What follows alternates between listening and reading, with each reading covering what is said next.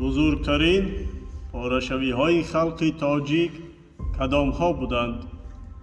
پس از آن که در عهد سامانیان خلق تاجیک پررا تشکل یافت و سرزمینی وسیع را در اختیار گرفت و به یکی از خلقیت های بزرگترین عالم تبدیل یافت، با شکست خوردن دولت سامانیان اولین پارشوی این ملت رخ داد.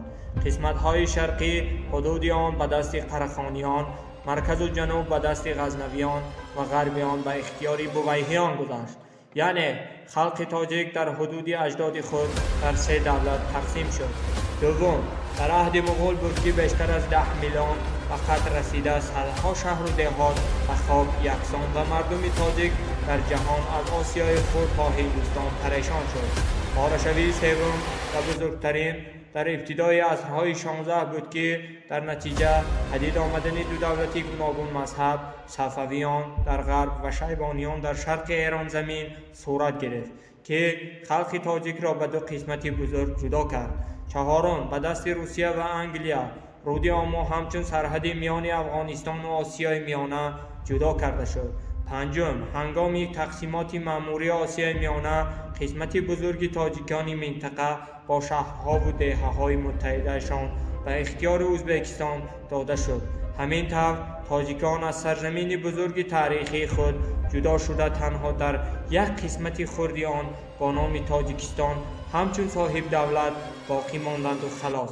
تاجیکان بیرون از تاجیکستان اگر چند مراتب بیشتر ولی اکنون صاحب دولتی ملی نیستند. دولت ها و سلاله های بزرگ ایرانی. سلاله پیشدادیان. سلاله پیشدادیان قدیمترین پادشاهان نیم روایتی و نیم تاریخی عهد قدیم آریان تبار می باشند. ابن بلخی و دیگر مورخان فارسی تاجیک دوران پیشدادیان را 2500 سال قلمداد نمودند. پیشدادیان نخستین پادشاهان دادگسترده عدالت پیشه، قانون پرور بوده. برای آیین دادرسی و احیای عدالت آنها را پیشدادی یعنی دادرسان نخستین نامیدند. در دوران پادشاهی سلاله پیشدادیان نیاگان ما طرز زندگی وحشیگیر یا جامعه ابتدایی یا پسی سر نموده پدیده های تمدن و دولتداری نخستین بنیاد گذاشتند. کتاب اوستا از 7 نفر پادشاهان پیشدادیان، شاهنامه فردوسی و فارسنامه ابن بلخی از 10 نفر پادشاهان پیشدادیان یادآوری کردند که در میانه آنها هوشنگ، تحمورز، جمشید، فریدون، منوچهر، گرشاسپ نفوذی بیشتر دارند. سلاله کیانیان. کیانیان سلاله دویمی پادشاهان ایران زمین از جمله نیاگان تاجیکان می باشند که بعد پیشدادیان دولتداری کردند.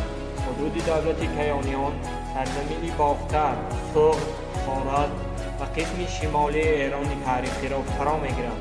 به اندیشه تاریخ‌نگاران سلاله کیانیان تقریباً عصرهای 9-7 تا میلاد حکمرانی کردند. عدد پادشاهان سلاله کیانیان 10 نفر گفتند که پادشاهان نامدارش کیقوباد، کیکاووس، سیاووش، کیخسرو، کیلخسرو، کیخسرو می باشند.